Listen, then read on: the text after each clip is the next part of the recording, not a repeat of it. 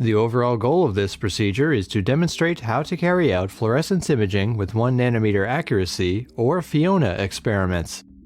This is accomplished by first setting up the required equipment and aligning the optics for total internal reflection fluorescence microscopy, or TIRFM.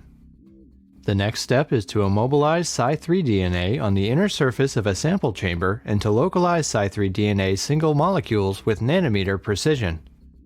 Subsequently, FIONA is applied to study the movement of a single truncated myosin 5A motor labeled with a quantum dot. Ultimately, the step size of myosin as it walks on actin was measured as 36 nanometers by FIONA analysis.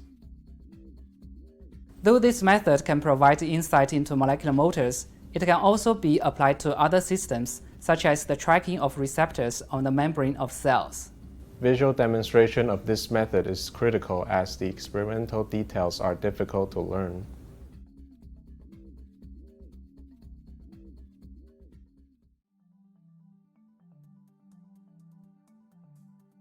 It is important to wear laser safety goggles at all times during the setup for total internal reflection fluorescence microscopy, or TIRFM.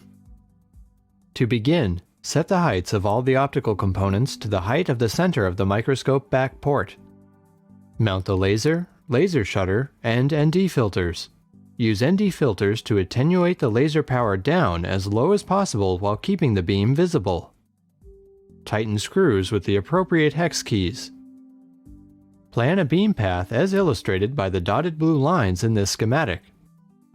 Mark the beam path with tape or marker on the optical table. Place mirror M1 at the first right angle turn